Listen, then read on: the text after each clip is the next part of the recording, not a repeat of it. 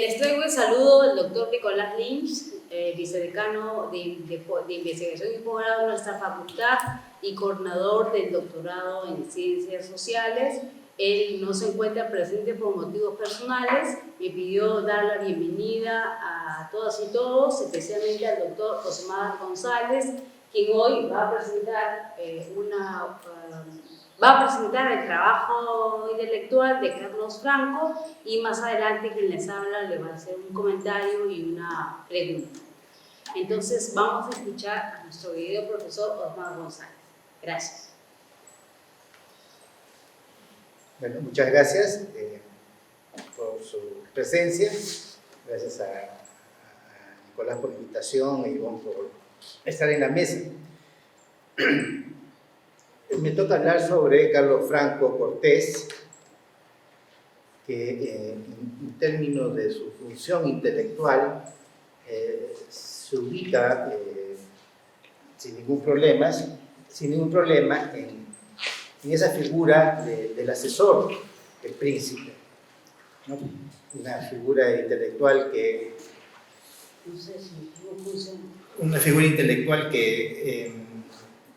como saben, expresa, es el modelo Nicolás Maquiavelo con respecto al príncipe, que tiene un libro sobre el príncipe y que aconseja cuáles son las medidas, cómo debe actuar, la consecución de la república, el objetivo, el orden. Bueno, Carlos Franco se inserta en este tipo de intelectual, el intelectual asesor.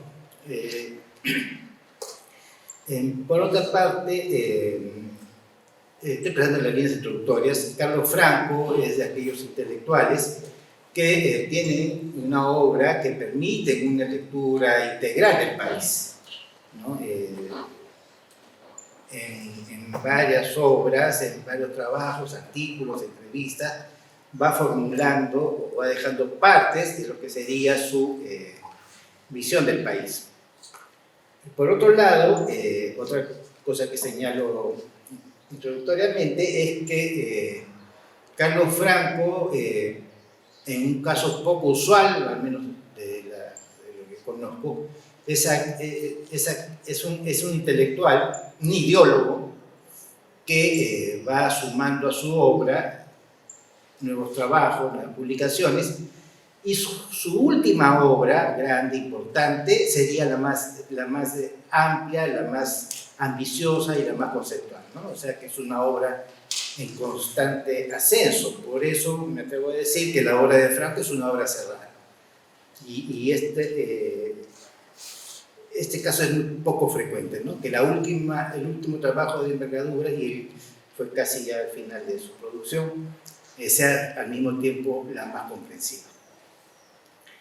Por otro lado, si hay una pista que yo he encontrado, al menos en la lectura de su trabajo para esta presentación, es que Carlos Franco constantemente está buscando la originalidad de la realidad peruana, ¿no? Lo específico que tiene nuestro proceso histórico, político, etc. Y sobre esa realidad específica él trata de encontrar o de formular conceptos que sean capaces de explicar esa realidad específica. En el principio del siglo XX, Víctor Andrés Belaunde señalaba de que no había que caer en el anatopismo. El anatopismo es justamente el recurso de extraer o extrapolar un concepto y hacerlo que encaje en la realidad, ¿no? Entonces decía, no, el concepto, la idea, la explicación tiene que nacer de la vida misma. Y es también lo que hicieron después, evidentemente, Mariátegui, Basadre, y en la Torre, y tantos de nuestros pensadores. Franco se encuentra en esta línea, ¿no? Entonces, desde sus primeros trabajos, él va a tratar de encontrar la especificidad y de proponer conceptos que expresen y expliquen esa realidad.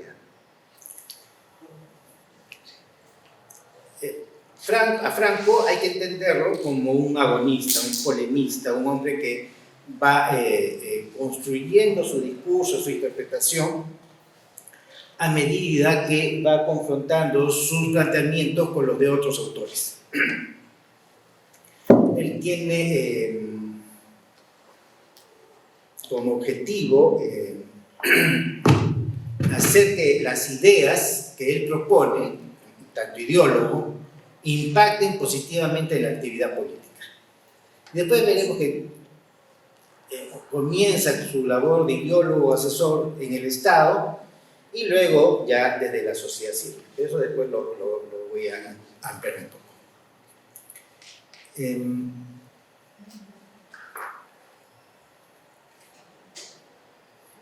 Por otra parte, Franco es uno de los intelectuales que desde el Perú trató de fortalecer el campo intelectual latinoamericano.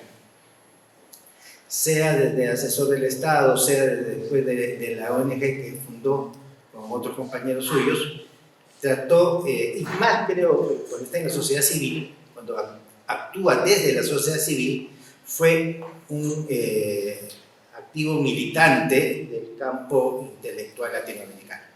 Las vinculaciones que estableció con diferentes pensadores, me parece que especialmente con intelectuales de Argentina, pasado y presente, establece ideas y debates que fortalecen o están tendientes a fortalecer ese campo ideológico, intelectual de debate latinoamericano. Entonces, en el proceso de Franco hay que, en una periodización muy elemental y rápida, es uno, cuando ingresa a apoyar al gobierno reformista militar de Velasco Alvarado, y cuando, a partir de su actividad especialmente en el CEDEP. Estas son las líneas básicas que quisiera que retengan, que es lo que voy a desarrollar en la exposición de esta tarde. Les había dicho que Franco es el intelectual asesor, ¿no? Es un intelectual, un asesor o un ideólogo que no participó de cargos de autoridad. Prefirió mantenerse justamente en ese escenario de promover ideas. En términos de más ver, sería parte de esos trabajadores intelectuales que constituyen el funcionariado. Intelectuales que son altamente especializados y proporcionan las ideas de legitimación de ese poder al cual asesoran. Desde la mirada de Luis Coser, que tiene un libro que yo siempre aconsejo, que me quiere oír, tiene un libro que se llama Hombres de Ideas, del Fondo de Cultura Económica, ¿no? De repente está acá, pero es de 1966. Y él también destaca a los intelectuales orgánicos, que dicen que son los que ofrecen razones y justificaciones ideológicas a quienes detentan el poder. Entonces, Franco, tomando tanto a Weber como a Coser, es parte de esa figura o representación de intelectual del asesor. En tanto tal, Franco también se caracterizó, y esto tiene que ver también con razones de su psicología, de su personalidad, era un intelectual que le gustaba conformar grupos, ¿no? Sea en el aula, sea en socialismo y participación, en CEDEP, o en espacios aún con otros intelectuales con los que polemizaban, ¿no? Y eso tiene que ver también con su forma de ser. Rápidamente, Franco estudia psicología social en San Marcos, saca su bachillerato y su licenciatura en esta universidad y lo va a hacer una licenciatura complementaria, más o menos en el 68, 69, y regresa en el 70 me parece, y ingresa a SINAMOS como asesor federal.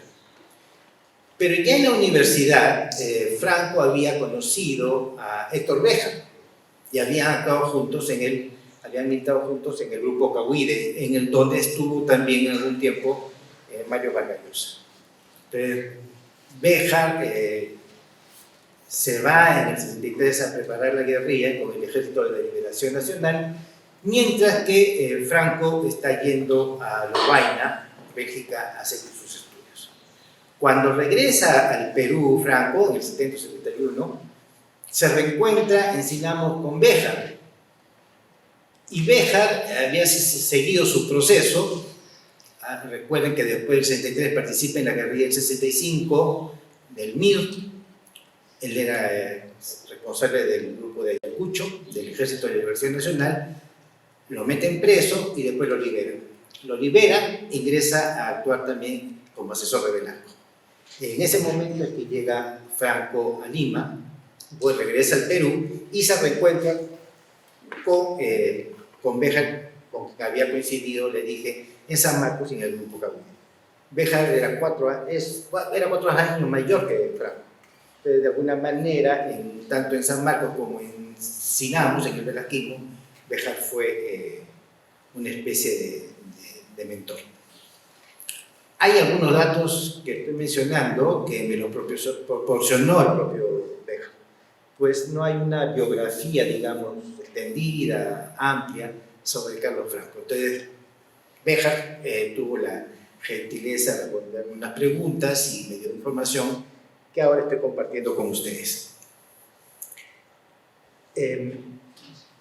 Franco entonces perteneció al grupo de asesores civiles que estuvo alrededor de Velasco Alvarado.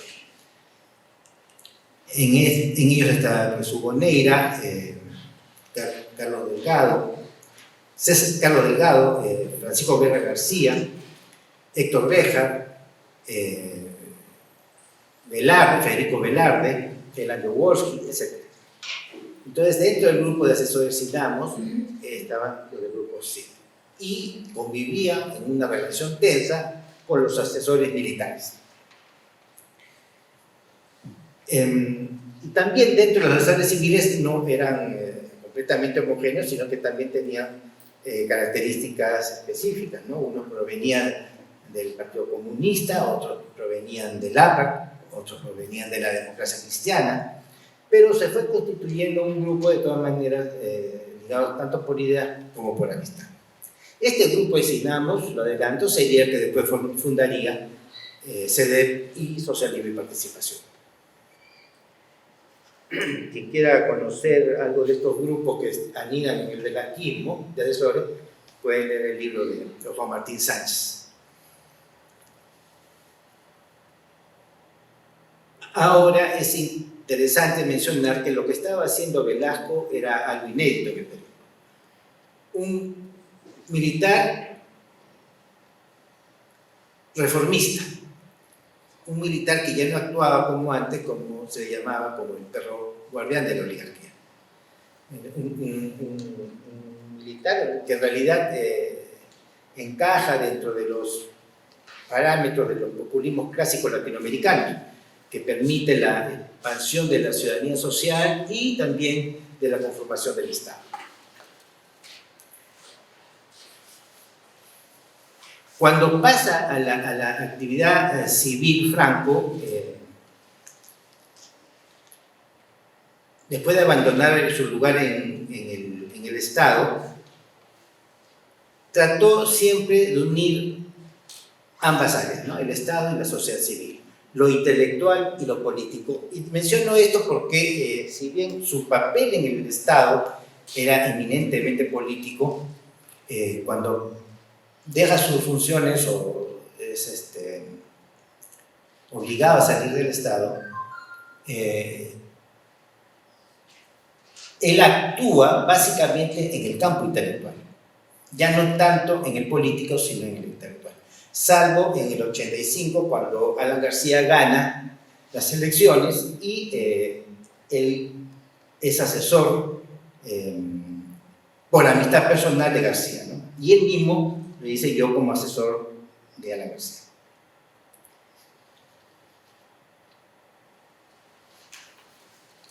Ahora, me interesa también mencionar algunos aspectos personales que mencionan sus amigos, ¿no? Acá en San Marcos. Y lo que encontré en los diferentes textos es que resaltan en Franco su bonomía y su capacidad intelectual. Francisco Guerra García, por ejemplo, en un libro que se llama Carlos Franco, un homenaje de la Universidad Católica, señala que nunca había escuchado un discurso tan preciso, tan bien elaborado, como cuando Franco postula a un cargo de delegado en la Facultad de Psicología. Y concluye con una frase que dice: Carlos era distinto, o sea que sobresalía sobre sus compañeros. Y creo que Carlos Franco se puede ubicar en esa línea, por ejemplo, de Rochabrún o de Salazar Bondi, que aun cuando hablaran, cuando no expusieran en forma oral, mostraban un orden y un esquema mental tan claro que pareciera que estaba escrito. Salazar Bondi tenía también esa facultad de intervenir, exponer oralmente y con una coherencia, con una lógica que llamaba la atención. Me parece que Franco estaba en esa línea, ¿no? Igual Rochabrún cuando expone, más que en la clase me refiero, cuando es expositor, pareciera que estuviera leyendo un texto. En esa línea yo ubicaría a Carlos Franco. Por otro lado, Béjar dice que su personalidad era fina como su pensamiento. O sea, que trató a Franco, y yo tuve suerte de tratarlo, no éramos amigos, pero lo traté en diferentes oportunidades. Era realmente una persona muy fina, muy educada, y su pensamiento era igual de sofisticado. Y por otro lado, otros amigos, observadores han señalado que Franco era una persona de una ética resaltante.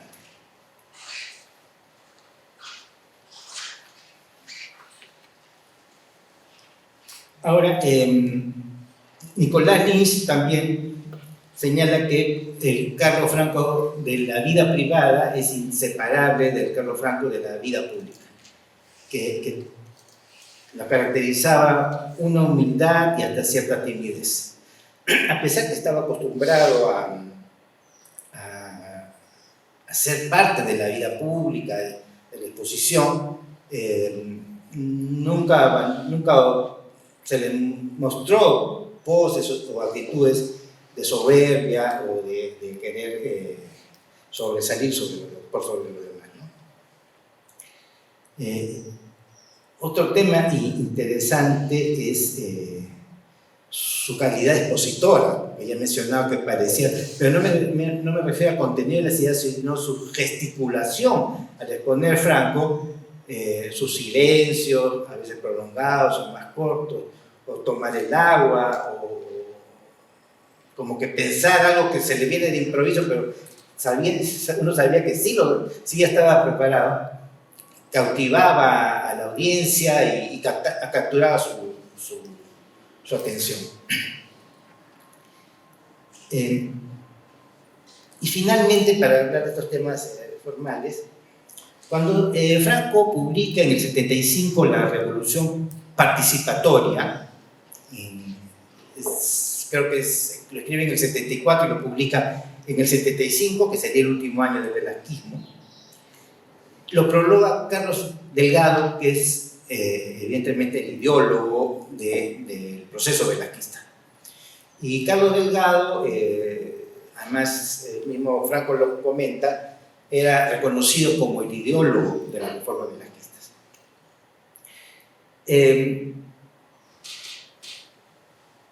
Al comentar la escritura de Carlos Franco, Delgado señala de que tiene un estilo con una forma culterana, ¿no? Un poco abigarrada y difícil. Pero señala también que ese estilo un poco complicado de la redacción de ese libro se explica a su vez por la propia realidad que quiere describir y explicar Franco. Es el proceso del velasquismo, un proceso inédito en el Perú, de fin del orden oligárquico, muy dentro de los parámetros del populismo clásico latinoamericano, y que se estaba abriendo una nueva etapa en el Perú. Esa nueva etapa era difícil de capturar y necesitaba una nueva gramática. Y en búsqueda de esa forma de escribir, esa manera de escribir que explique, hace que, así como el proceso real era complejo, la escritura que la quiere expresar también era compleja.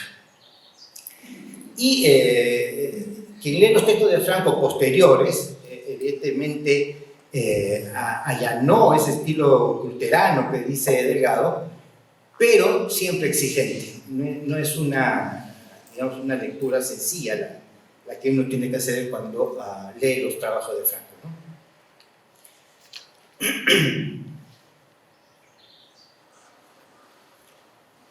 Ahora, a Franco hay que entenderlo como un intelectual marxista. En sus numerosos trabajos y artículos está hablando del socialismo y de la revolución, porque no creo que sería justo limar esa arista en la personalidad y en la obra de Franco, ¿no? Su proyecto era socialista y especialmente en el tiempo del velasquismo produce algunas reflexiones de polémica sobre lo que era el régimen de Velasco. Ahora,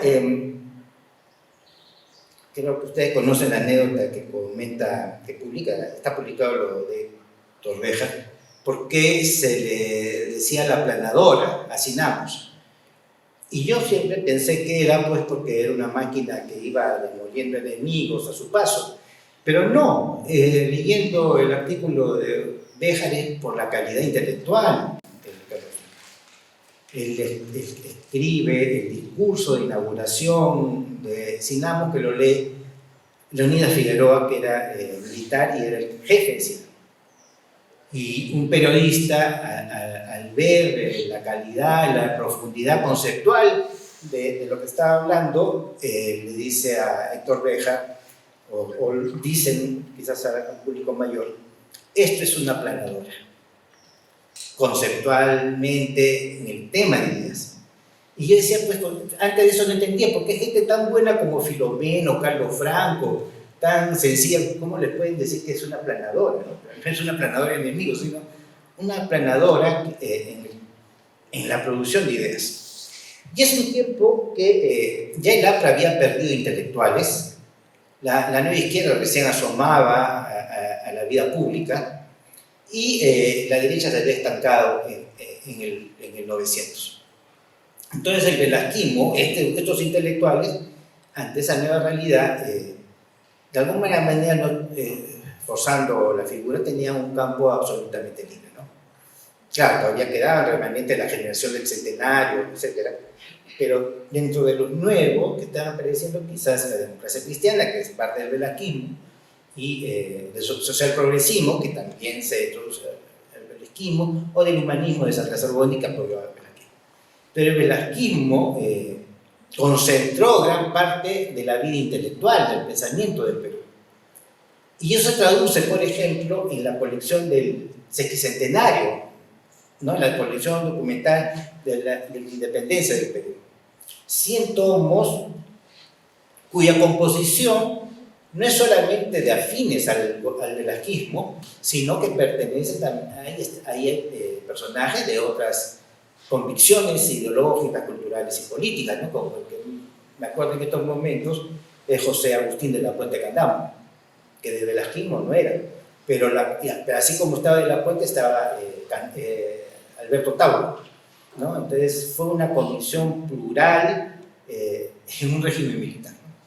Y es otra de las contradicciones o paradojas del velasquismo, y que en algún momento Franco también lo señala. ¿Por qué fue necesario un gobierno de este corte militar autoritario o dictatorial si se quiere, el que tenía que democratizar el Perú, ¿no? Esa es una de las preguntas que plantea. Entonces, Franco y estos camaradas, colegas que les he mencionado, tenían, como lo tenían sus generaciones, una peculiar atención en la cultura impresa. Ellos mismos, a medida que va desarrollándose el velasquismo, producen muchas obras tratando de entender ese proceso que está en camino, está en marcha y evidentemente inacabado. Y recordemos que ellos, Franco nace en el 39, Neira por ahí también, y Javier un poco antes, pero todos son jóvenes en el tiempo en que aparecen Populibros, con un tiraje excepcional, como nunca antes, y también son parte de la generación cuando aparece en Biblioteca Mauta. Javier, Sandro Mariátegui, sobre todo, comienzan a publicar las obras de su padre, José Carlos Mariátegui. Como alguien mencionado, es el caso raro, inédito, de una editorial dedicada a un solo personaje, a un solo autor, que es José Carlos Mariátegui. Y los tirajes son inmensos, 10.000, 20.000, lo que nunca se había visto. Entonces la cultura impresa se introduce, se establece en la cultura peruana como fundamental, ¿no? Entonces, en ese recorrido se entiende la atención de los participacionistas por la cultura impresa, la palabra impresa, y también del gobierno mismo, que se ejemplifican estos tomos del sexagenario de la independencia del Perú.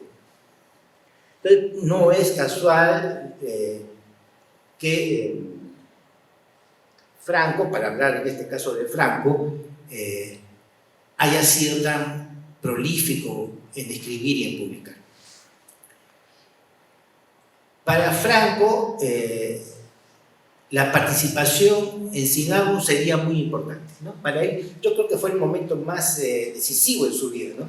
Llega de Lovaina y ingresa a asesorar a un gobierno militar que democratiza la sociedad y acaba con la oligarquía. Realmente me imagino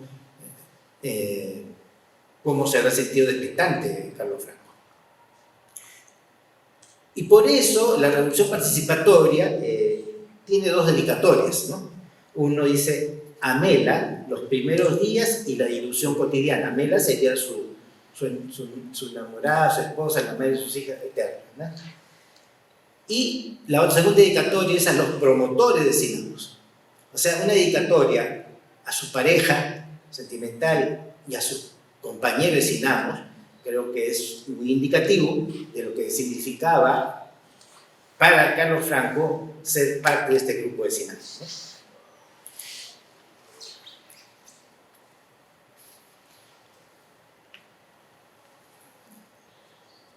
En la revolución participatoria,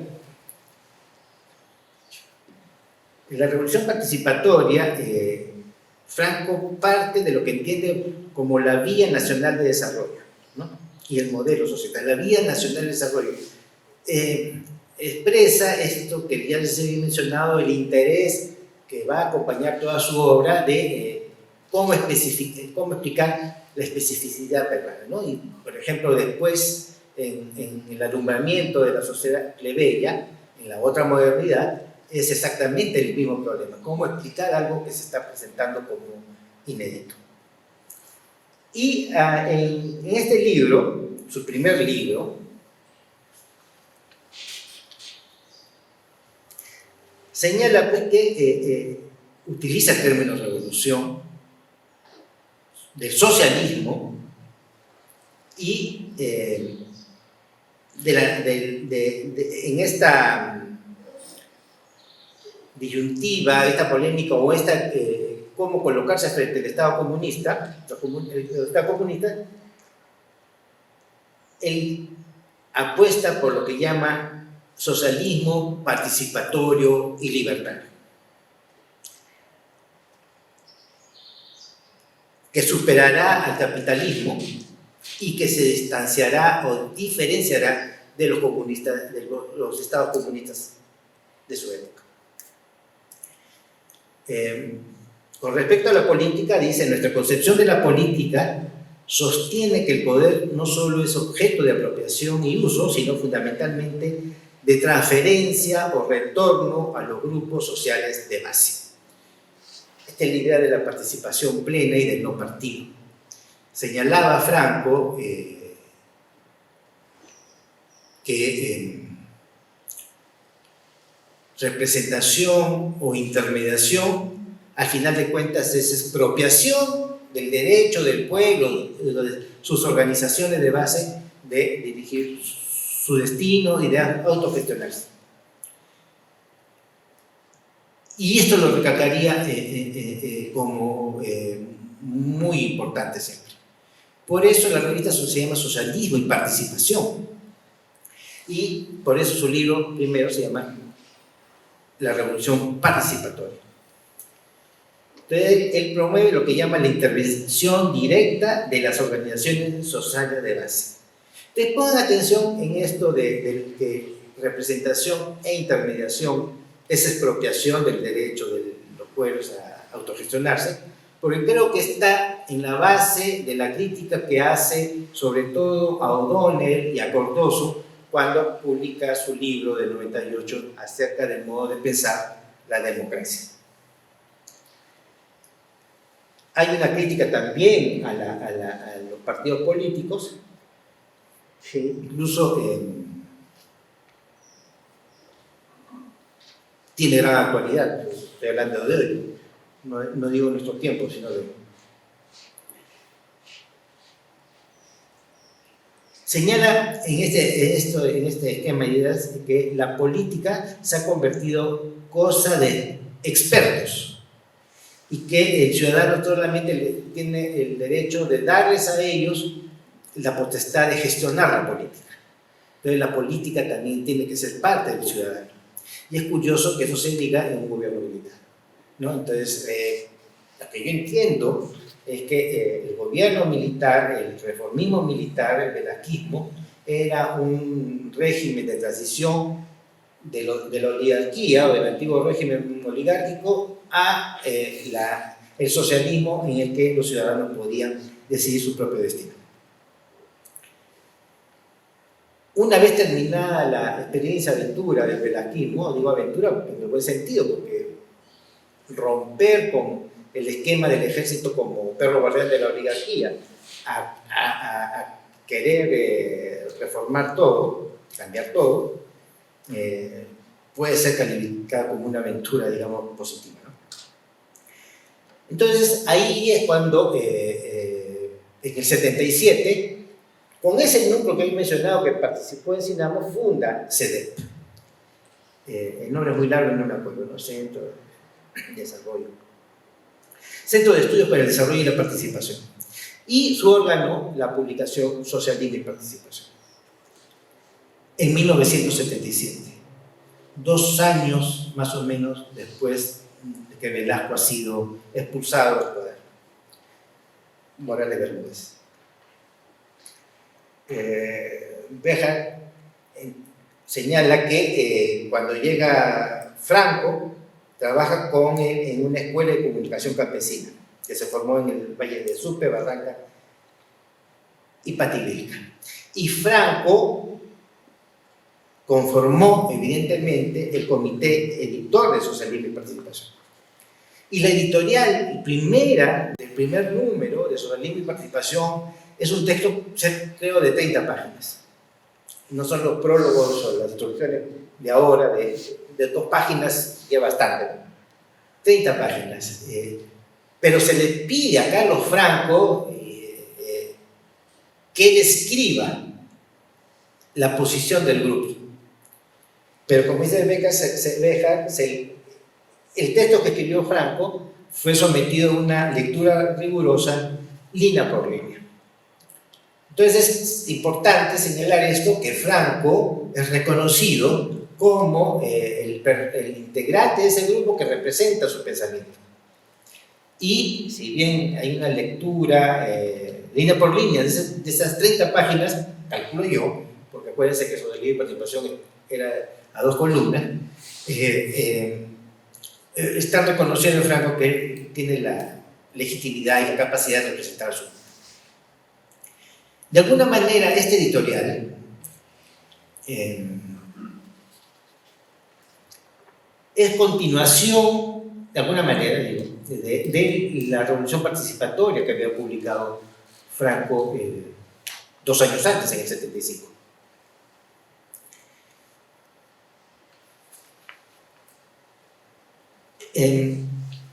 Antes que eso,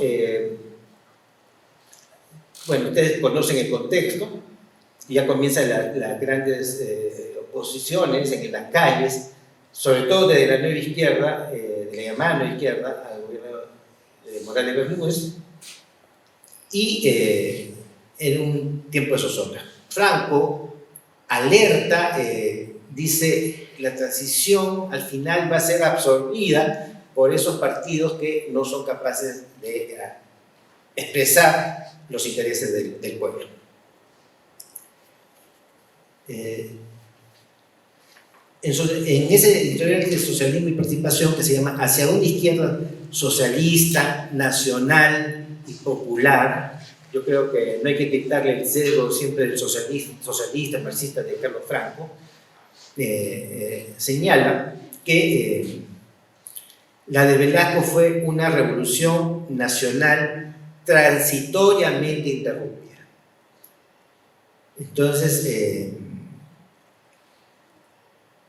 que la revolución de Velasco solo se podrá comprender cuando se tome como elemento central al pueblo y sus expresiones desatendidas, como el dominio de los valores populares, de la identidad colectiva, de las posibilidades entrevistas de autorrealización nacional, son sus palabras. Y dicen también que durante los años del velasquismo, el pueblo se reconoció en la piel, en las palabras y los gestos, en la personalidad y en la conducta, en los defectos y en las virtudes de quienes dirigieron el país. Si bien se trató de un gobierno de facto, el de Velasco, Franco señala que sus líderes actuaron como expresión de las demandas populares y el pueblo mismo se vio reconocido en estas autoridades.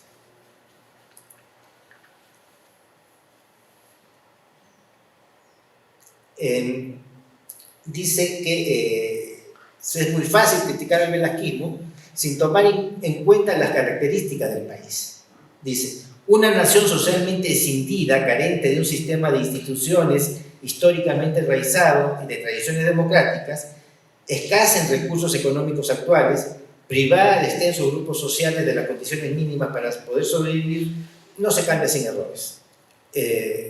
Lo que está señalando Franco es que si bien el proceso revolucionario de reformismo militar tuvo errores, pero también se entiende no solamente por lo difícil que es la política en sí, los juegos de poder que encarna, que incluye, sino también por la complejidad de un país que no había cumplido ninguna de sus metas como república, ¿no? Ni ciudadanía extendida, ni un proceso democratizador, ni un régimen representativo, ni siquiera las tradiciones podían ser democráticas. Entonces, es muy fácil, dice Franco, criticar los errores sin atender a esta realidad nacional. Ahora, a partir de socialismo y participación,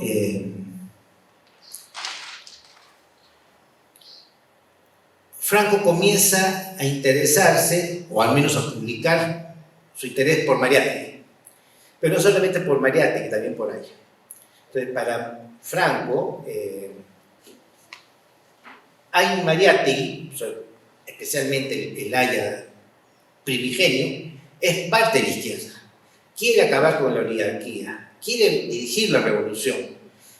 Entonces, y esto continuará también, sobre todo en los 80, cuando busque el acercamiento entre el APRA y la izquierda, señalando que hay más puntos de encuentro y de consenso que de división y separación o enfrentamiento.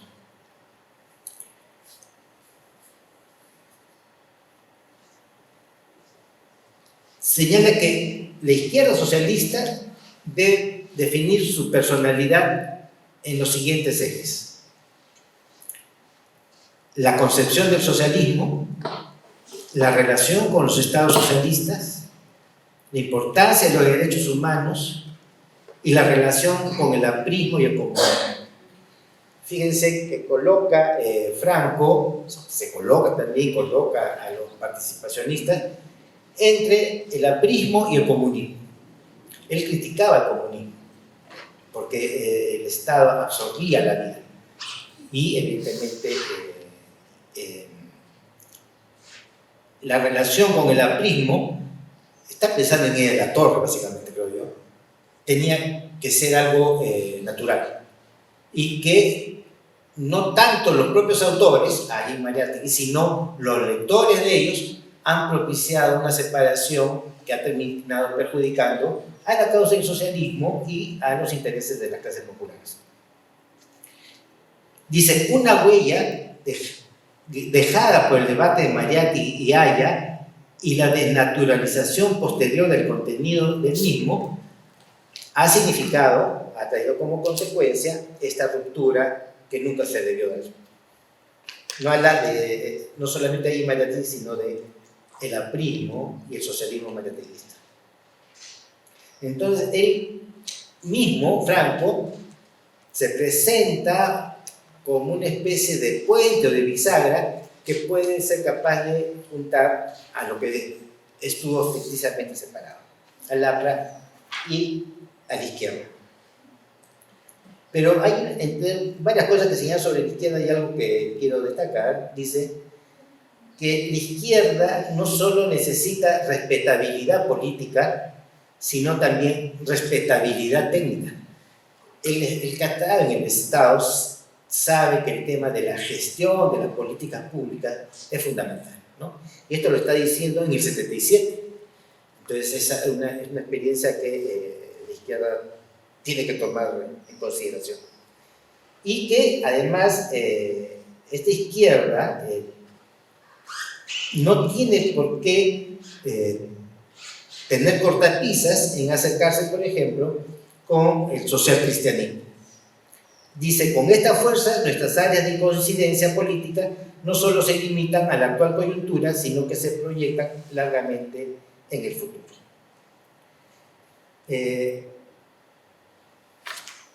Franco participó en un coloquio famoso en el 80 en Culiacán, México, en la Universidad Autónoma de Sinaloa, donde se habló sobre Mariátegui.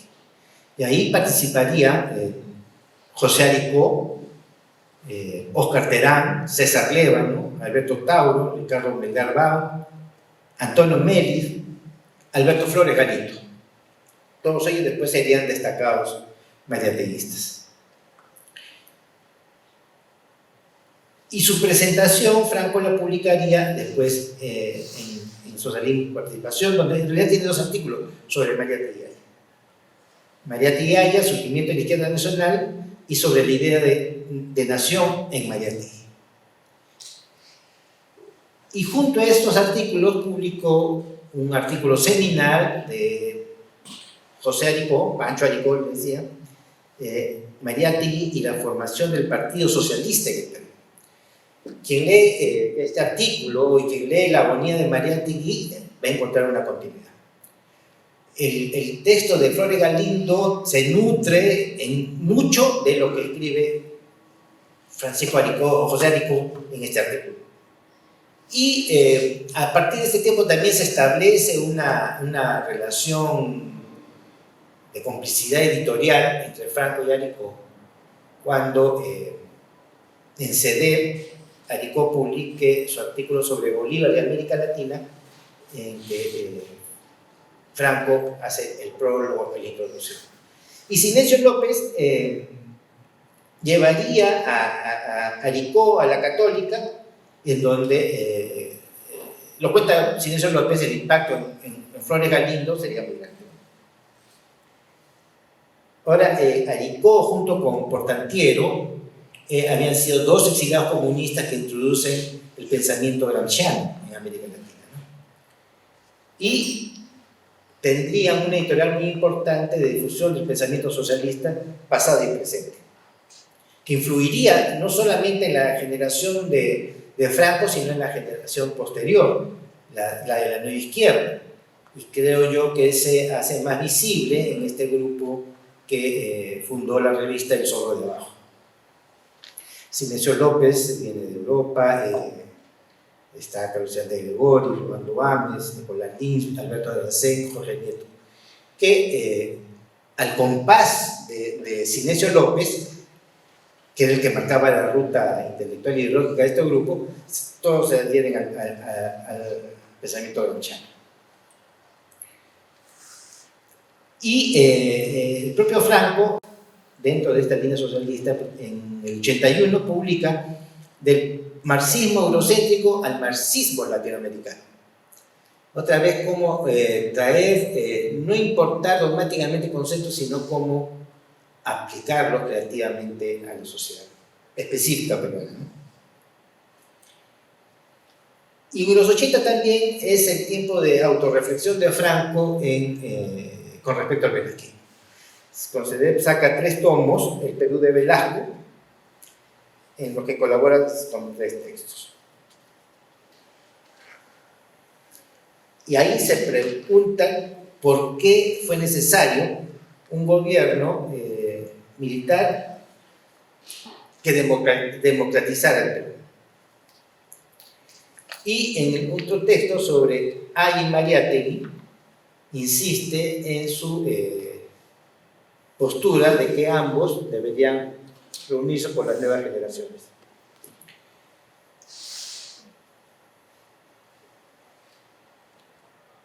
Su texto se llama Ay Mariátegui, los discursos fundadores, y sostiene que en los años 20 se unifican lo intelectual y lo político, y eso permite una reflexión integral sobre la nación, el desarrollo, el socialismo y la revolución. Y que Velasco sería parte de ese discurso histórico de las ideas.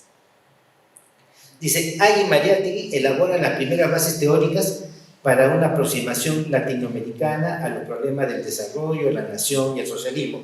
En realidad, la teoría de la dependencia tiene su base en Ay y Mariátegui. El antiimperialismo y el APRA es también el anticipo de lo que después se conocería como el populismo latinoamericano y otras cosas.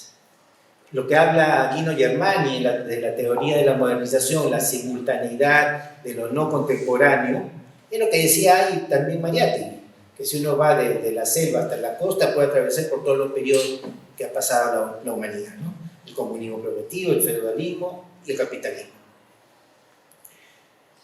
Entonces la influencia de ahí Mariátegui y Carlos Franco lo recalca también, no se circunscribe al terreno nacional, sino que tiene una influencia en Latinoamérica. Creo que es una influencia que no ha sido suficientemente destacada ni en los teóricos de la modernización, ni de los populistas, ni en los dependentistas, ¿no? Salvo, creo yo, Teotonio dos Santos.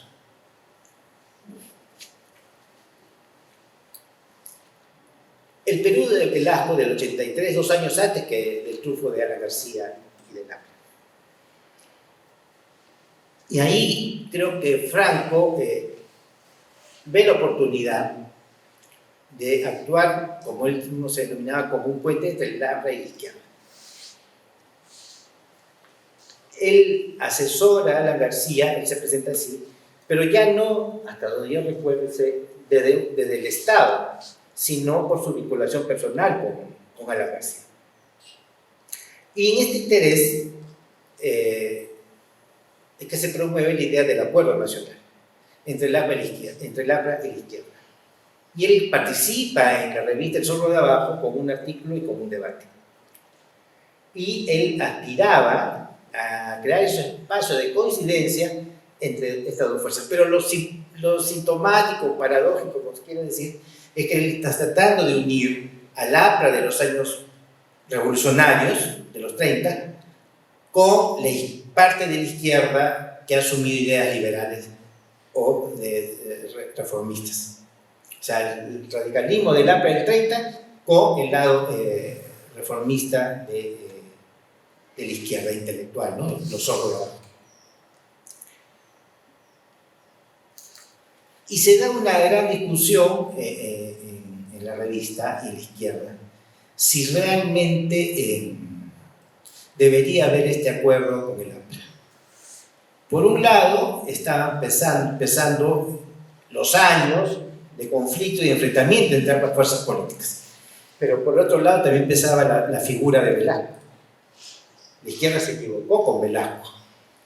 Quien revise las entrevistas en apogeo y crisis de la izquierda peruana, todos los líderes, quizás uno a medio, pero todos reconocen que la oposición tan radical a Velasco fue un error. Creo que esta conciencia también empezó en el tiempo de la García. Estaban en la duda si apoyaban el discurso aparentemente radical de García, claudicando frente al APRA, o no lo apoyaban, repitiendo el error que con Velasco. Y por otro lado, es una interpretación mía, me parece que Franco depositó en Alan García y el APRA la posibilidad de concluir la reforma que el velasquismo dejó incompletas. Y esto creo que va de la mano, siempre con el buen sentido de Franco, ¿no? Él tenía su proyecto político claro desde la revolución participatoria y trató de que se materializara en algún momento. Y en la polémica, le dice a los zorros, lo que ustedes critican al APRA también puede ser parte de una autocrítica de la izquierda. Y termina con una frase que a mí me gusta mucho, ¿no? Duden más de sus propias certezas. La izquierda, a pesar que estamos hablando de la izquierda más moderna, intelectualmente hablando, que son los zorros, pero se afincaban en algunas ideas, ¿no? Entonces, lo que se trata es de constituir, dice Franco, un movimiento democrático, nacional y popular.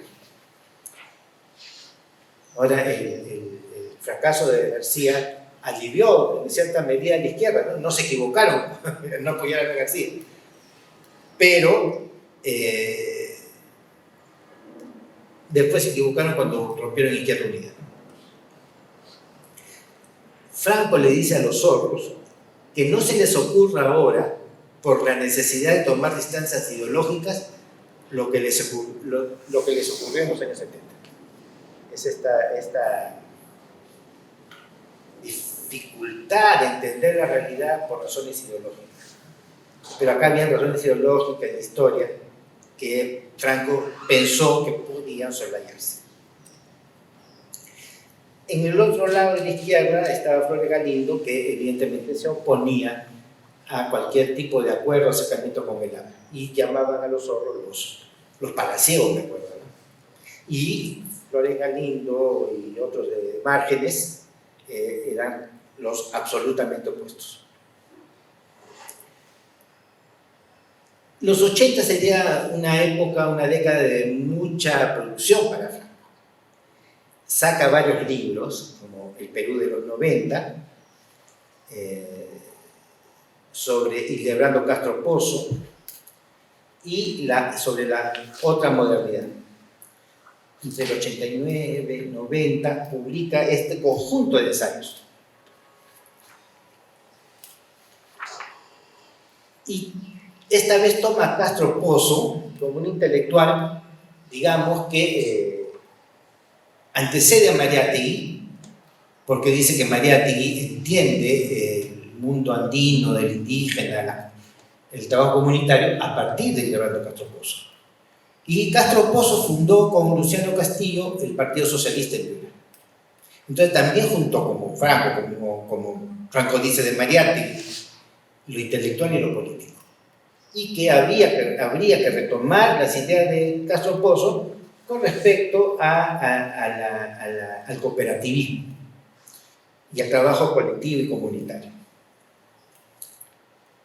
Pero en el texto de Imágenes de la sociedad peruana, la otra modernidad, él otra vez se observa, yo no sé si estaré equivocado, este interés por leer lo específico de la realidad latinoamericana y peruana en especial. Y cuando al estudio del tema de la ciudadanía, compara con lo que estudia Marshall para Europa. Dice que ahí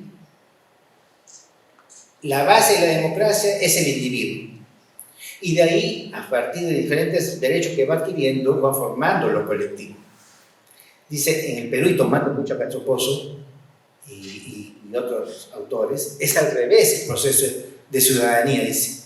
Por la tradición andina que tenemos, primero acá es lo comunitario, lo colectivo, y desde ahí va a producirse el individuo. Es el cono invertido con respecto al proceso de Europa Occidental, señala, ¿no? Y hace un análisis de lo que llama la sociedad plebeya. Voy a leer una cita que me parece, él habla del alumbramiento de la sociedad plebeya. Así que la sociedad da a luz a la sociedad plebeya. Dice, advertí entonces que la preservación de la vida y que el lento y laborioso crecimiento de la sociedad plebeya dentro del claustro de la sociedad peruana precisaba de su capacidad de absorber y metabolizar los recursos que ésta le ofrecía a través de la placenta del Estado y los populismos.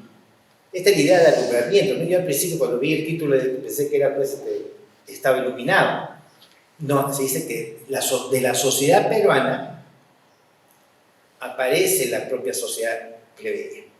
Y esta sociedad plebeya es justo lo que une el trabajo colectivo, comunitario, y que es la que va a expandir los derechos. Y el hecho central de este proceso social peruano serían las migraciones del campo a la ciudad. Ahora, recuerden que Carlos Franco era psicólogo de profesión. Y en sus textos siempre hay un matiz de análisis psicológico. Pero estamos hoy en el itinerario, o parte del itinerario de la sociología peruana. Es que Carlos Franco, si bien parte de la psicología, avanza hacia las ciencias sociales. Y sus contribuciones se ubican en la sociología política. Si bien no es un sociólogo de profesión, su tipo de análisis, carácter, evidentemente se ubica en las ciencias sociales nacionales y que también repercutiría o tendría influencia en la sociología latinoamericana. Entonces dice que la plebe urbana se ha mostrado siempre o permanentemente populista. Y dice, y el populismo significa algo muy distinto a lo que nuestros intelectuales, liberales y progresistas advierten y critican. Dice, solo es explicable esa lealtad constante al populismo, que no a los populismos, si se comprende que a través de él la plebe urbana se pudo constituir como sujeto citadino, productivo, social y cultural.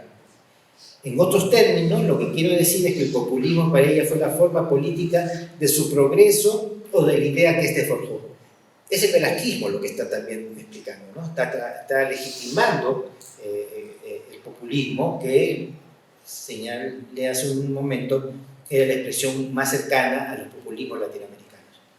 Y que es a través o por medio de este populismo que la plebe urbana puede alcanzar derechos y además se siente representada en este populismo para legitimar sus demandas.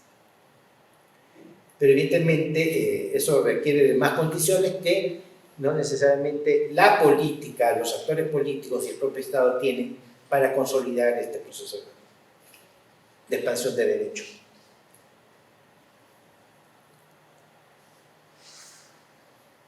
En 1900 98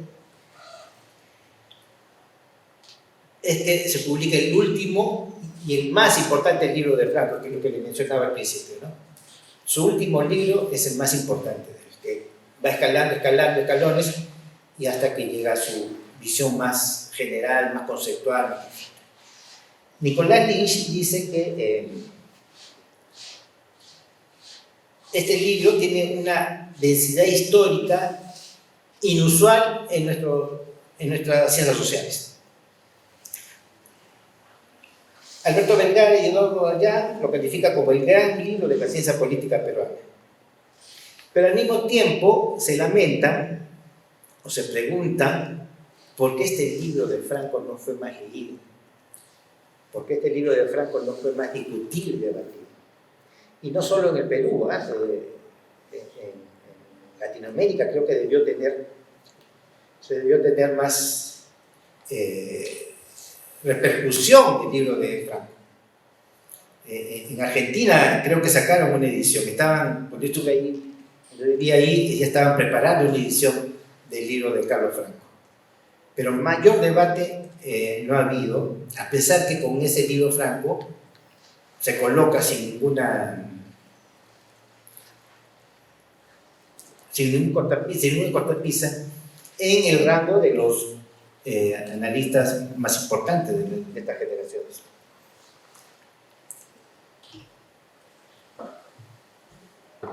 Es curioso cómo en la historia intelectual peruana, a principios del siglo XX, más o menos empezó también con la reflexión sobre América Latina. Francisco García Calderón sacó 2 libros, La creación de un continente y las democracias latinas en América, y termina el siglo XX con el libro de Carlos Franco sobre acerca del modo de pensar la democracia en América Latina. El Perú tiene una tradición no abundante, pero más o menos constante de reflexión sobre América Latina que no se ha, digamos, profundizado más, ¿no? Ahora, Franco tenía una manera de debatir, de discutir, de polemizar muy sui generis, ¿no? Él polemizaba casi pidiendo disculpas de tener razón. Él nunca, al menos de lo que yo leí y he visto, nunca trató de avasallar al oponente, ¿no? A pesar que tenía las condiciones para hacerlo. Y más bien trataba de guiarlo a quien consideraba que no estaba acertado en sus análisis, ¿no? Y siempre remarcaba, empezaba pidiendo una disculpa. Cuando manda su artículo a Los Zorros, dice: disculpen la prisa con que tuve que escribir el artículo, que yo sé que ustedes van a entender mis errores y además conozco su generosidad. Pero en su mismo libro acerca del modo de pensar la democracia, también él, antes que nadie, se hace una autocrítica. Dice: claro, he optado por tal lectura, pero pudo ser otra, como me dijo Silencio López, pero bueno, yo espero que me sepan entender. Entonces, esto es una forma de debatir, pero sobre todo es una forma de fomentar el diálogo, ¿no? Porque si fuera taxativo y calificador y arrogante, evidentemente cortaba los circuitos de comunicación y de diálogo. Al contrario, con esta forma de presentarse, Franco conseguía lo que quería, ¿no? El diálogo. Ahora, Franco en este libro es muy minucioso en los conceptos, en las lecturas, sobre todo de Cardoso y O'Donnell. Y señala que O'Donnell, los teóricos de la transición, han traído conceptos, justamente lo que él, toda su obra rechazó, han traído conceptos y lo han tratado de aclimatar a nuestra realidad y no han tomado en cuenta los procesos históricos e estructurales que caracterizan a nuestras sociedades, ¿no? Esa es la crítica. Pero al mismo tiempo, creo yo que este trabajo conceptual no solo se revela en los cambios, como que dándole la razón que hace O'Donnell a su mirada, sin mencionarlo, sino también es que no se trata en Franco de criticar las perspectivas con que se analiza la democracia, sino que él critica la forma misma que se construyó el objeto de estudio, en el sentido que él señalaba en otros textos anteriores que la constitucionalidad no es necesariamente democracia, salvo que, es lo que le critica a los intelectuales de la transición, se toma la democracia solamente como reglas y procedimientos. Pero también dice Franco, y se lo mencioné, que como la democracia no es, como constitucionalismo no es sinónimo de democracia,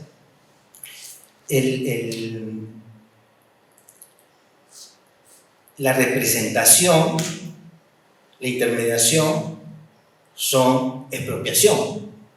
Entonces es parte de esta concepción, creo yo, de democracia para criticar a los teóricos de la democracia, de esta línea, ¿no? No lo dice explícitamente, pero creo que esta mirada de cómo construir el objeto de análisis de la democracia lo diferencia radicalmente de estos autores, porque parte de otra noción de democracia de la que parten ellos. Luego de este libro, ya Franco no tiene otra obra de una magnitud semejante, sino que participó en algunas ponencias y conversatorios que después se publicaron, ¿no? Y analizando a mediados de la primera década del siglo XX, 2004, las promesas incumplidas de la transición del fujimorismo a la constitucionalidad. Dice pues que no, la regionalización, la descentralización, el diálogo entre los actores, son ilusiones que devendrían una nueva frustración para Carlos Franco. Y ahí él dice que mira el proceso nacional con un realismo desencantado. Como dice Tanaka, Franco nunca renegó de sus apuestas y al contrario se mantuvo fiel a sus ideas, sus convicciones y a sus consecuencias. Y yo considero que es cierto, y lo que hay en Franco es que en esa intervención donde habla del realismo desencantado, él incide en el término militante. Dice que hay que ser militante. Y el militante por el compromiso, por las ideas, pero no solamente por eso, sino también con las pasiones, los valores, los intereses y las expectativas. De alguna manera, involuntariamente, creo que este es el mensaje final que podemos encontrar en la obra de Carlos Franco. Muchas gracias.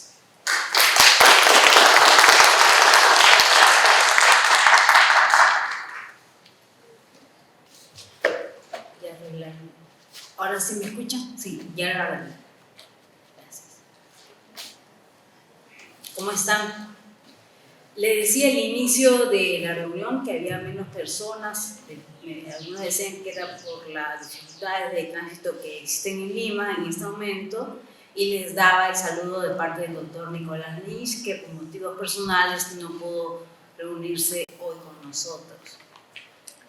Muchas gracias por invitarme a participar como comentarista en la fecha asignada al gran, querido, muy querido Carlos Franco, junto a Osmar González, y ambos han sido mis profesores. Carlos Franco en la maestría en Sociología y también en el doctorado. Y tú has sido el doctorado, ¿cierto? Agradezco también, por supuesto, al profesor Nicolás Lynch por esta gran oportunidad para poder conversar acerca del itinerario de la sociología, y estoy segura que en un próximo evento se va a conversar sobre el recorrido de otras grandes personalidades de la sociología. Y me alegra muchísimo ver a Héctor Béjar en el público. Estoy segurísima que en la próxima oportunidad se va a conversar sobre la larga trayectoria de nuestro querido amigo Héctor Béjar. Me gustaría comentarles 3 aspectos fundamentales que agradezco al profesor Osmar. Me envió hace más de una semana un documento de 38 páginas que está listo para ser publicado. Él ha hecho un resumen, apenas un resumen, y de lo que constituye ese artículo. Lo he revisado ampliamente, me gustó muchísimo. De paso les comento que está muy bien redactado, con todas las citas, las palabras. Entonces está ya para publicar. Como les comentaba, sobre 3 aspectos: sobre la teatralidad de Carlos Franco, sobre el problema de la migración en la obra de Franco, y sobre la democracia realmente existente. Primero, sobre la teatralidad. Estos comentarios están relacionados directamente con el hecho de haber sido alumna de Carlos Franco. Además de destacar su gran cercanía a estudiantes, y ahora les voy a comentar a qué me refiero con cercanía, en los cursos del doctorado y en la maestría eran comunes los cursos relacionados a la democracia. Realmente fue exquisito, como he comentado hace rato, la manera, no solamente por lo que decía, sino cómo lo decía, el movimiento de las manos, ¿no es cierto?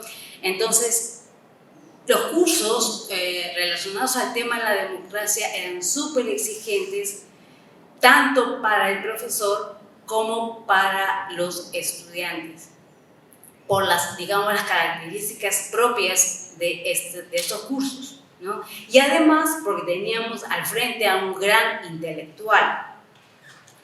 Entonces, como les comento, fue mi profesor durante los estudios de maestría y también del doctorado, y las clases aseguraban aulas llenas de cajón. Aquellas épocas cuando las aulas aún se llenaban.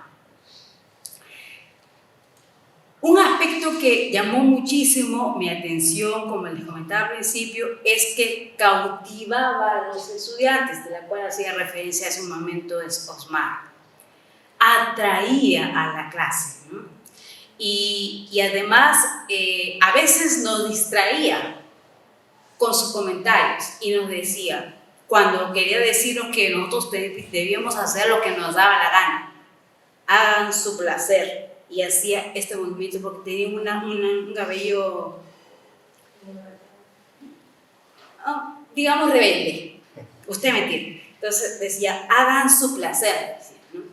Y cuando les comentaba hace un momento acerca de la cercanía, es que las clases en el posgrado siguen siendo de 6 a 9 de la noche, ahora un tanto virtual, otros presenciales.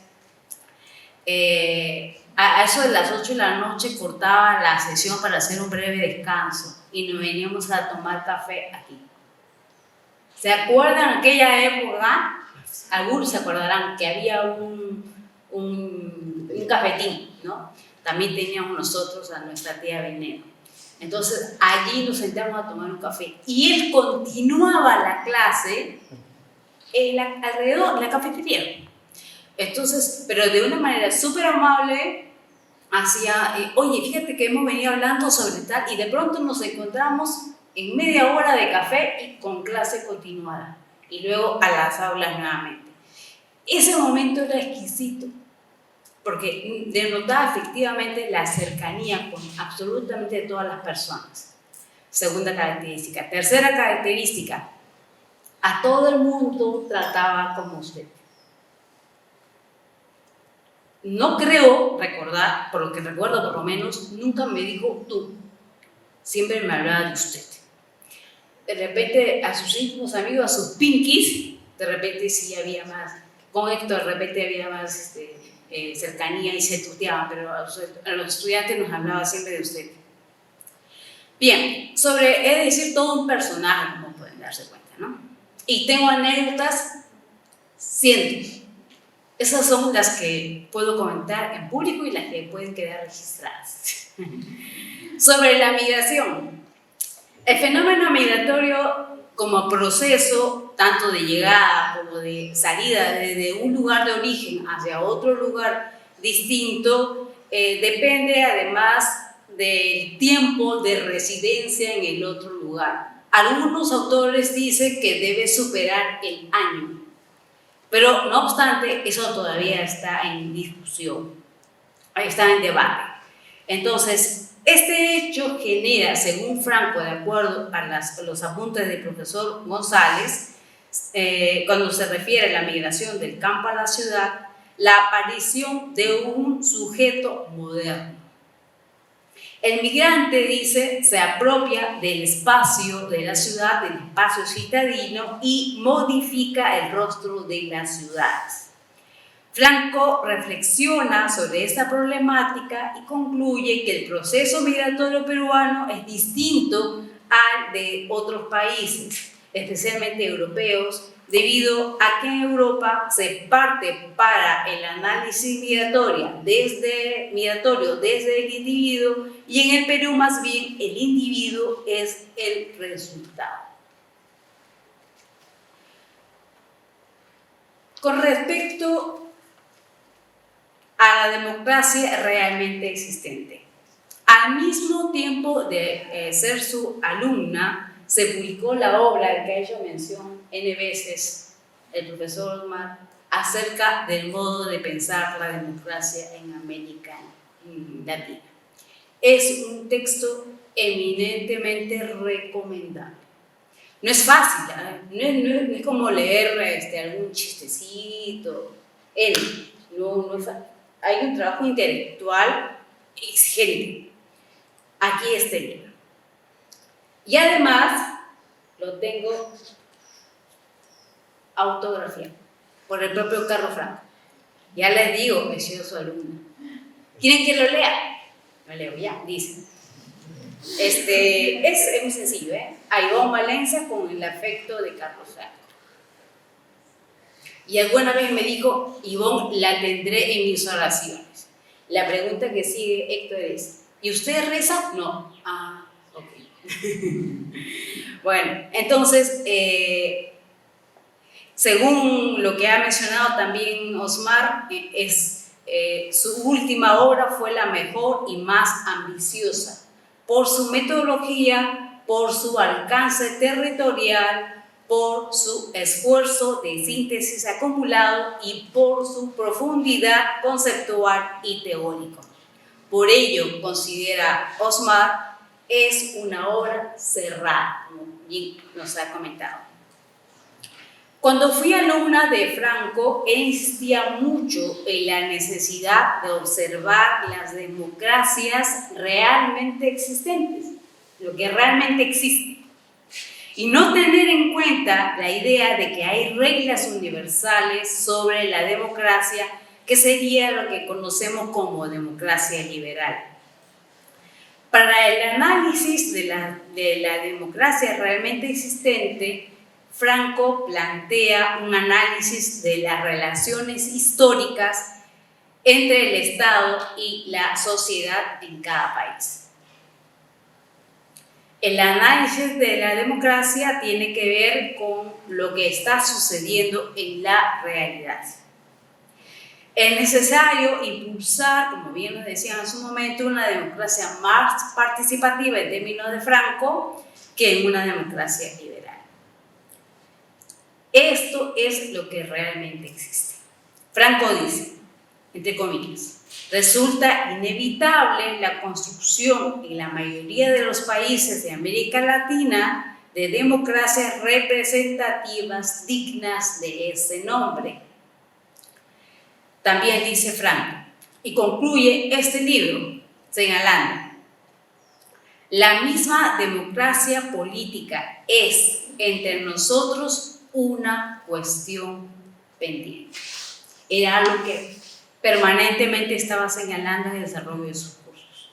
La pregunta para nuestro Osmar es, poniéndonos en el lugar de Carlos Franco, ¿qué pensaría Carlos Franco sobre la democracia peruana actual de acuerdo a sus reflexiones? Muchas gracias.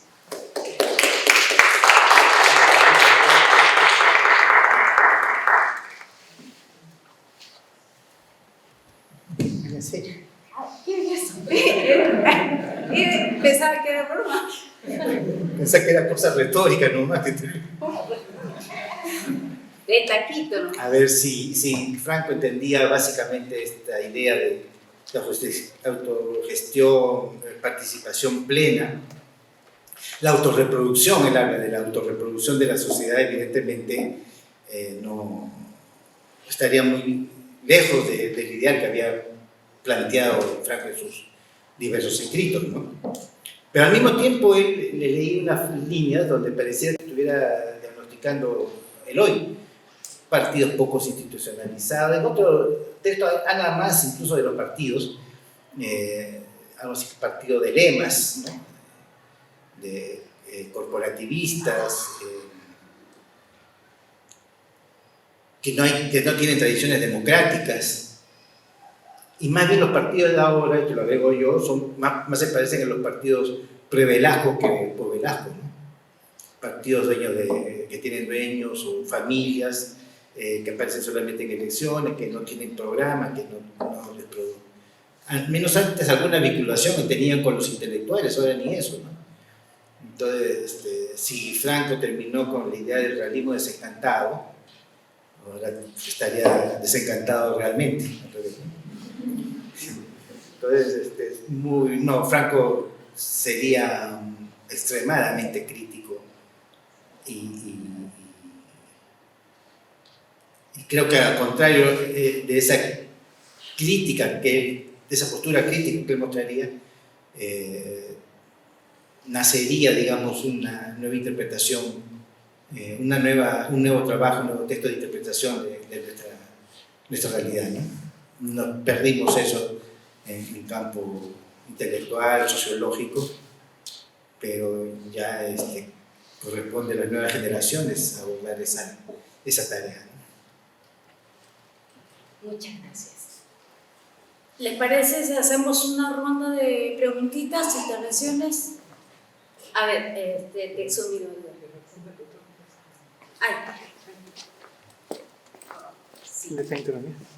Como estamos un poco cortos de tiempo, que no sea muy larga porque sí, sí, profesor Osmar, buenas tardes, sí, un gusto escuchar su ponencia sobre Carlos Franco. Yo tengo básicamente dos preguntas.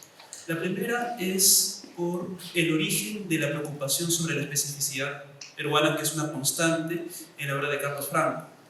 Entiendo de que el problema de la especificidad puede rastrearse hasta los años 20, ¿no?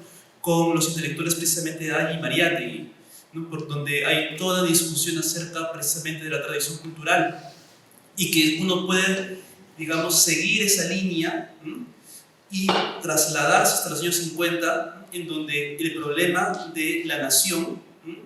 Vuelve a aparecer, pero ya desde un marco entre, digamos así, una generación de intelectuales modernizadora, ¿no? Que está vinculada, pues, digamos, a lenguajes como la economía, en la narrativa, a perspectivas cosmopolitas, el mismo Mirko Lago lo menciona, ¿no? Y otra generación más vinculada a ciertos discursos nacionalistas, ¿no? Seguidores del indigenismo.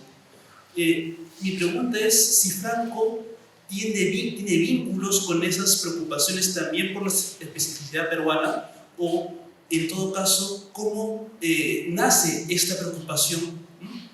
Por lo específico del Perú. Y la segunda pregunta que que le planteo es si la perspectiva de Franco, de la otra modernidad, de entender los procesos históricos como el factor explicativo más que conceptos formales para entender la política peruana, harían de Franco un intelectual con una perspectiva populista, porque si no me equivoco, la perspectiva de Franco haría pesar la representación en la figura del líder y el peso del proceso político en el Estado. Eso es lo que quería preguntarle. Gracias. Ya, como tú dices. ¿Alguna otra pregunta más? Por aquí, por favor.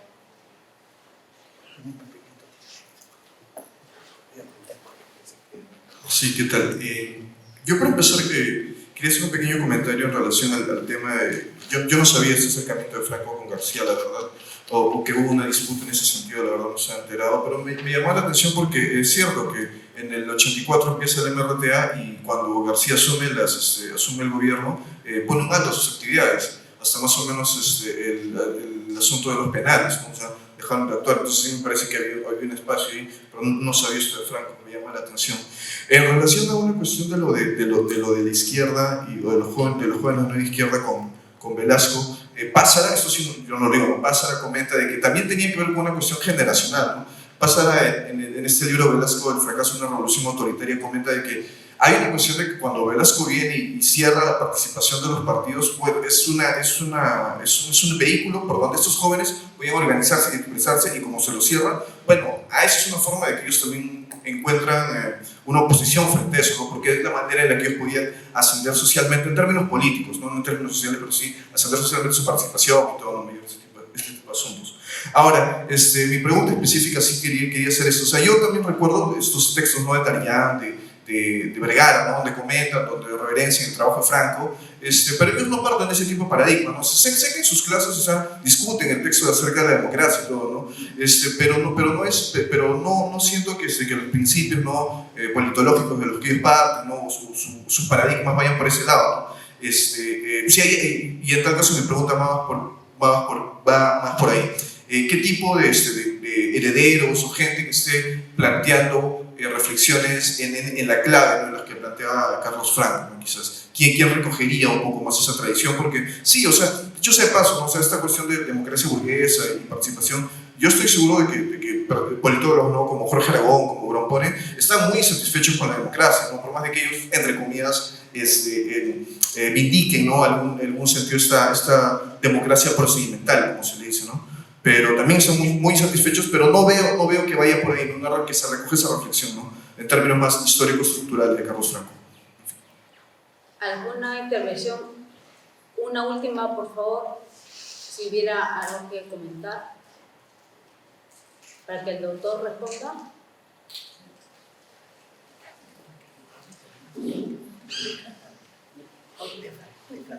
Hola, buenas noches, buenas tardes. Doctor, yo he leído algo de Carlos Franco, no mucho, porque siento que enfrentaré bastante, y siempre estoy pescando, tratando de leer a Carlos Franco y su precisionar el fujimorismo. Hasta ahora no me he encontrado con textos de eso, ¿no?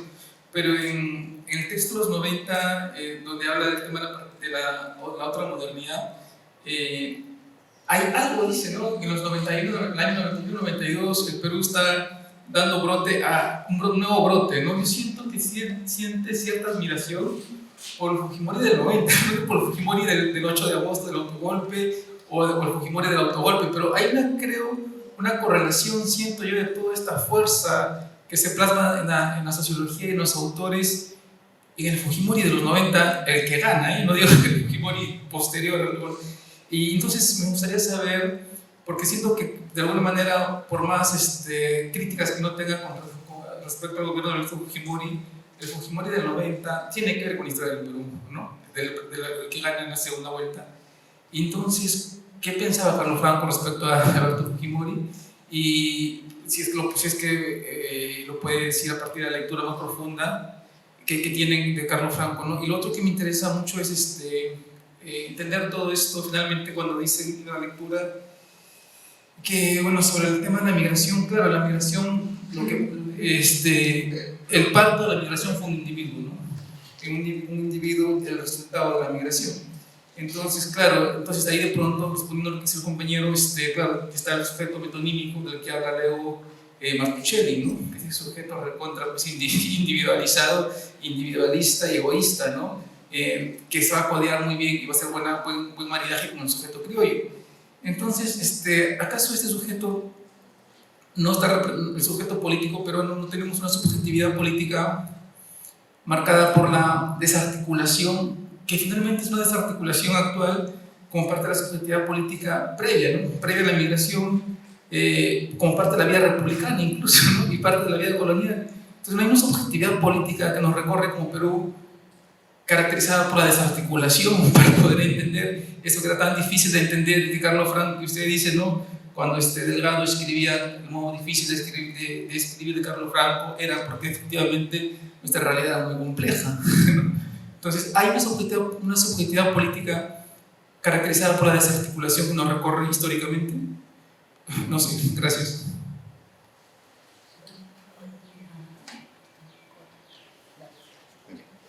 A ver, me han hecho preguntas varias y complejas, ¿no? A ver, con respecto al primer tema, bueno, en el Perú, no sé si estuviste al principio de mi presentación, señalé que Víctor Andrés Belaúnde criticaba el anatopismo. El anatopismo es el recurso de traer un concepto importado, digamos, y tratar que calce con la realidad, ¿no? Entonces, en el Perú hay una tradición, digamos, que no fue la principal y la hegemónica, pero importante, de tratar de leer la realidad a partir de conceptos que broten de ella. Ahora, lo que hacen ahí en Mariátegui es que esos conceptos los vuelven política, lo traducen en la política, no solo en la explicación sociológica. Belaúnde se llamaba sociólogo, se autodenominaba sociólogo, ¿no? O al pensamiento social, sino que ellos la traducen, esa idea la traducen en política, y lo que implica también la búsqueda y la constitución del sujeto político que lucha por el poder. En esa tradición es que Franco se ubica, porque Franco era un ideólogo que pensaba políticamente todo el día. Todos sus textos, sus gestos, sus entrevistas tienen un trasfondo político, ¿no? Y yo creo que sí se inserta en esa tradición que empieza con Ay Mariátegui, ¿no? Por eso, pero también cuando toma Castro Pozo está haciendo lo mismo, reivindicar cómo las ideas se hacen carne en la política. Y con eso, y él mismo, ¿no?, juntó lo intelectual y lo político. Pero él, a partir de Castro Pozo, y con eso paso a la segunda parte de tu pregunta, él critica los discursos del indigenismo porque dice que provienen de mestizos. Y no ha visto, dice, mayor crítica a los mestizos que los propios mestizos que hablan sobre el indio. De alguna manera lo que dice Mariátegui, ¿no?, lo que había dicho Mariátegui, que el indio, hablando de la proindígena, el indio va a tener que encontrar su propia voz, no que hablen otros por él. Entonces, en Castro Pozo, y en el libro de la otra modernidad, tiene un capítulo sobre los indigenismos que es muy fuerte contra algunos discursos. Ahora también él reivindica a Castro Pozo, pero subyace su crítica a Balcarce, ¿no?, que después de anunciar la tempestad en los Andes, termina siendo director del Instituto Indigenista Peruano, ¿no?, incluso en el tiempo de Odrín. Ahora, los jóvenes de la nueva izquierda, bueno, ahí hay un tema también, incluso de formación generacional, que lo aborda Flores Galindo en el primer número de Márgenes, ¿no?, la generación del 68, ilusión o realidad. Él dice, miren lo que dice Flores Galindo, dice que sí, uno puede considerar que la actitud tan crítica, beligerante de esta nueva izquierda, de estos jóvenes de la nueva izquierda contra Velasco fue exagerada. Pero al mismo tiempo que la nueva izquierda no hubiera tenido identidad, que se le conoce, sin haberse opuesto tanto a Velasco, ¿no? Entonces habría que ser o diluimos la identidad de la generación en favor del apoyo a un gobierno que estaba cambiando las cosas, o dejamos el apoyo y nos reafirmamos en el narcisismo generacional, ¿no? Son las dos identidades. Pero claro, eso lo podemos plantear ahora. Pero los líderes que aparecen entrevistados en Apogeo y Crisis de la izquierda peruana coinciden en algunas cosas, como una autocrítica. No haber apoyado a Velasco, no haber defendido o ingresado al tema de la democracia más temprano, lo que significaba también una ruptura más temprano con Sendero Luminoso. Entonces, básicamente, esos son los puntos de coincidencia de la autocrítica, tanto de Filopeno, el del Fosset Ledesma, Pedraglio, Dahmer, Villarán, Susana Villarán, casi todos. Hugo Blanco matiza, Letts matiza, pero el resto acepta que ahí la izquierda se animó. Y que también el otro elemento, que la izquierda no debió romperse en la Izquierda Unida, ¿no? Entonces, hay un juego ahí de... ahora, creo que esta oposición de la nueva izquierda, de los jóvenes de la nueva izquierda a Velasco, impidió que a Franco, es una impresión mía, y yo viví el coletazo del tiempo, que la izquierda no incorporara a Franco como parte de los suyos, ¿no? Lo sentía cercano de la tribu vecina, pero no de los propios. Y creo que fue por el velasquismo, ¿no? Los participacionistas eran participacionistas. Lo de la nueva izquierda era la nueva izquierda. O sea, creo que eso rompió la posibilidad de diálogo, mirada prejuiciosa, cuando en realidad todos estaban apostando por el socialismo, ¿no? Y eso creo que... y eso explica también, desde mi punto de vista, que a Franco, sobre todo este libro último, no se le leyera como debió leerse, y no se le discutiera como debió discutirse ese libro, porque venían de estos años del velasquismo, que fueron años confusos también, ¿no? Y sobre la democracia, ya te dije que fue un proceso difícil para la propia. La izquierda, los partidos de izquierda estaban en la Izquierda Unida y participar en la legalidad, o como miramos a Sendero, de repente tienen razón, ¿no? Yo me acuerdo que Barrante, en una entrevista en Pulso, 80, 81, cuando Tealdo, creo, le incide, entonces, ¿por qué participan en elecciones? Barrante, ¿sabes? En ese tiempo dice, no, participamos en elecciones de paso hacia la revolución. Entonces, hay un proceso de ambigüedad que cuajó tarde, cuando llegó a cuajar más o menos en realidad, la Izquierda Unida como sujeto político desapareció. Ahora, Franco, antes de la segunda vuelta, tiene un artículo basado en estas ideas de la plebe urbana, que publica en un periódico que fundó el aprismo, que no me acuerdo, donde, hablando de Sarita Colonia, la plebe urbana, todo esto, anuncia el triunfo de Fujimori en la segunda vuelta. Claro, era bien difícil que ganara Vargas Llosa, ¿no? Pero la explicación conceptual que da Franco al triunfo de Fujimori es muy interesante.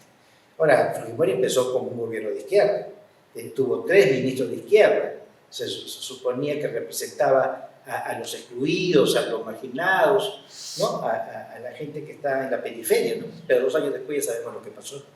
Y evidentemente Franco fue un opositor al fujimorismo, ¿no? No recuerdo qué texto en estos momentos, pero era un opositor al fujimorismo, porque el fujimorismo del 93 adelante fue la cancelación justamente del periodo que inauguró Velasco, ya del Estado al mercado, ¿no? De la comunidad al individuo, ¿no? Del comunitarismo al egoísmo competitivo.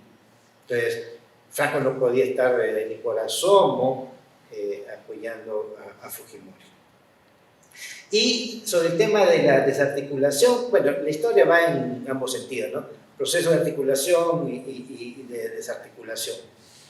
creo que más usuales han sido los procesos de desarticulación, en base, o sobre todo, porque no ha habido una élite política que pensara, que tuviera un proyecto.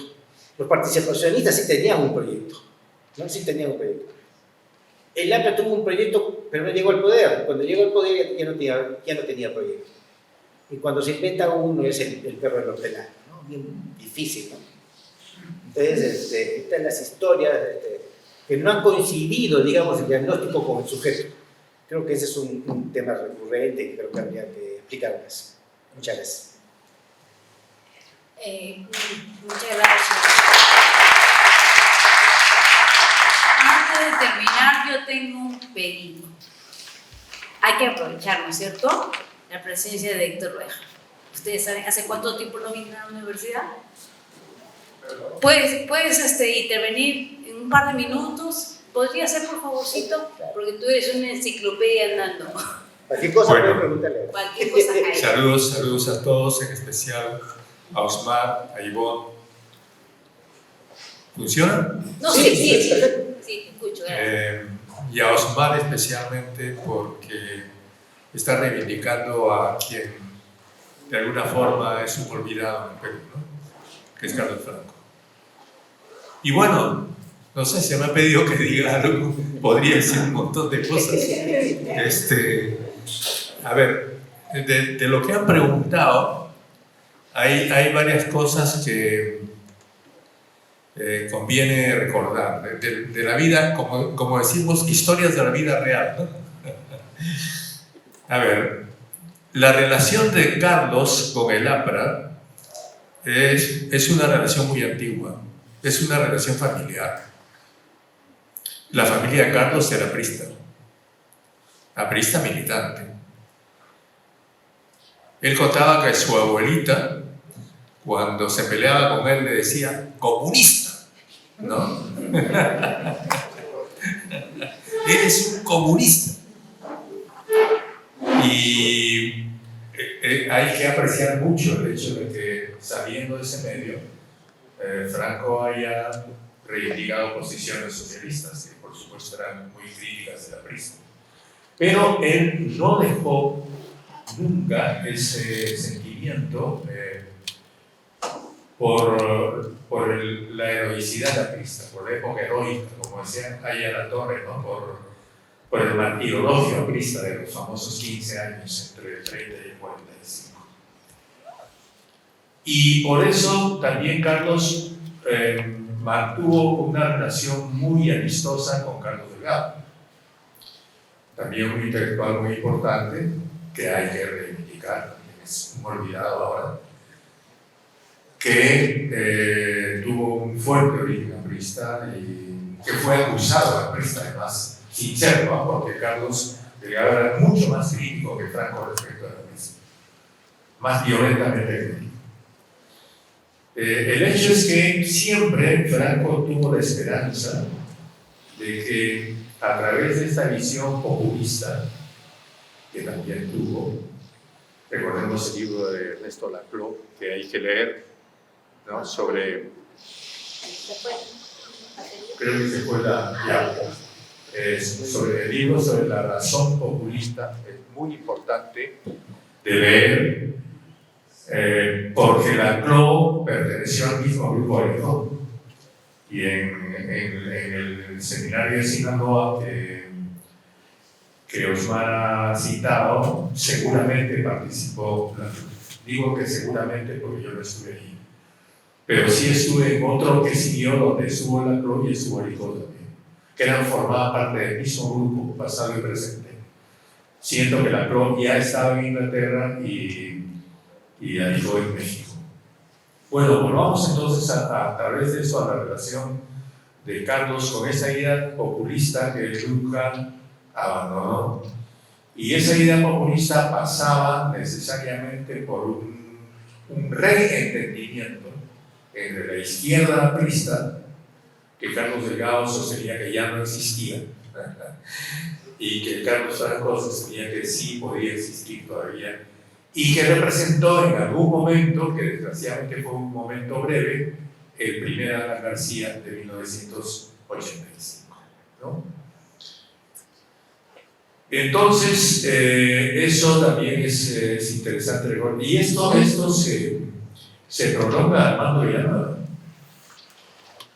que Armando, como era un hombre, un animal político, a veces inescrupuloso, Armando siempre tenía la idea de envolvente, ¿no? Al revés de muchos líderes de izquierda que eran excluyentes, porque incluían solamente al leal 100%, como diría Vallejo, ¿no? Villanueva no, tenía una idea incluyente. Y tenía también una relación de amistad, que a mí me consta, con Carlos Franco. Entonces, en la personalidad de Carlos hay que recordar todo eso, ¿no? Lo cual no lo hacía para nada un proaprista. Él era muy crítico respecto de la verdad. Sí lo hacía un hombre que quería dedicar gran parte de su vida como lo dice en ese primer editorial de Socialismo y Participación, a la construcción de una izquierda nacional a partir de la APRA y a partir de la izquierda. Sin establecer, y aquí quiero corregir un poquito a Osvaldo, sin limitar esto a la izquierda elitista de la época. Porque en los pleitos que tuvo el SUTE con Velasco, durante todo el gobierno de Velasco, el único momento en que Velasco, que además es el único presidente que se ha reunido toda una tarde con toda la directiva del SUTE en pleno, que se produce esa reunión entre Velasco y todo el SUTE, Franco fue uno de los promotores de esa reunión. Entonces, él incluía a la izquierda que llamábamos ultra en esa época en ese probable proyecto, no sé si llamarlo proyecto, era solamente una idea, ¿no? ¿Qué más se puede decir? Sobre el artículo sobre la modernización, ¿no?, popular. Esto forma parte de una época en que, no sé si es una respuesta, no recuerdo exactamente el año de ese artículo, una respuesta a Hernando de Soto, porque son los años en que Hernando de Soto publica El Otro Centeno. En esos años, e inmediatamente antes de esos años, desde CEDEP habíamos hecho el primer gran estudio, que lo hace Daniel Carboneto, lo dirige Daniel Carboneto, ya fallecido, el primer gran estudio sobre el sector informal urbano del Perú. Hicimos unas 10.000 encuestas, hicimos abusivamente, porque yo no participé en eso, yo estaba en la institución, en CEDEP, pero estaba en otra línea de trabajo. Pero en la línea de trabajo de Carboneto estaba Carlos Franco, y el que lleva a Daniel Carboneto a CEDEP es Carlos Franco, precisamente con el objetivo de estudiar lo que estaba pasando en lo que Franco llamaba la plebe, la nueva plebe urbana, ¿no? En el aspecto económico, se hacen 10.000 encuestas con respaldo económico de la OIT. Es la primera vez en el Perú que se aplica la computación. Compramos una de las primeras computadoras del Perú, que era una que costó $30.000 con apoyo de la Organización Internacional del Trabajo, ¿no? Y que trabajaba con una máquina de escribir, que cuando esa máquina funcionaba, todo el piso, el segundo piso del edificio temblaba. Entonces, pero para esa época era una expresión así de aventura tecnológica tremenda, ¿no? Bueno, el hecho es que se publica ese gran estudio que forma parte de la colección sobre Velasco. Es un artículo de Daniel Carboneto, y la reflexión sociológica y psicosocial, de psicología social, sobre ese artículo la hace Franco. Y esa es la base de todo su vuelo intelectual sobre el rol de esa nueva plebe urbana, ¿no? Creo que eso es lo que se podría decir Claro, se podría decir 500. Sobre Fujimori también es importante. Sobre Fujimori, recordemos que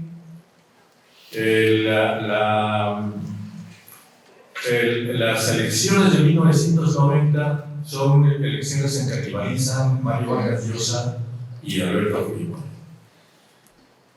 Así como elegir entre Keiko y Castillo no solamente era votar por Castillo, sino sobre todo contra Keiko, así en aquella época elegir entre Vargas Llosa y Fujimori era sobre todo votar contra Vargas Llosa. Y lo hicimos todos.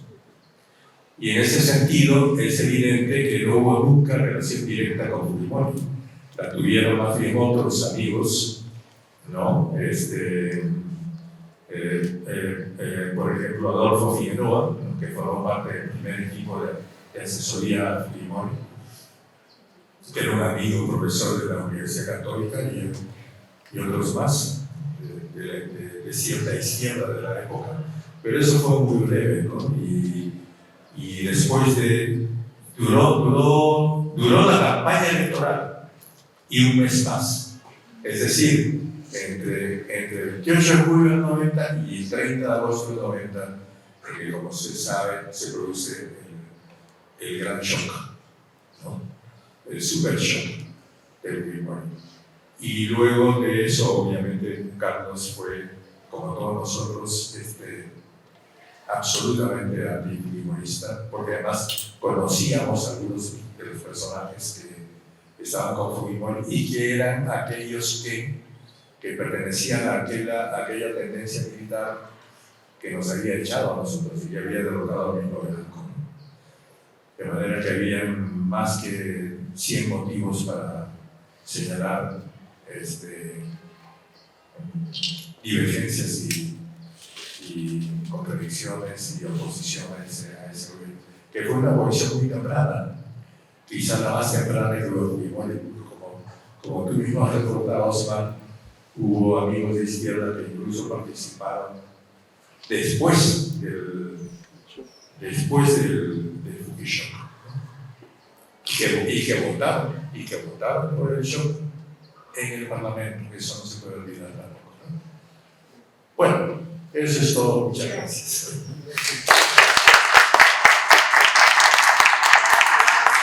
Muchas gracias, Héctor. Estoy segura que vas a volver muy pronto en la segunda edición de este itinerario. De hecho, sí. Muy amable por tu participación.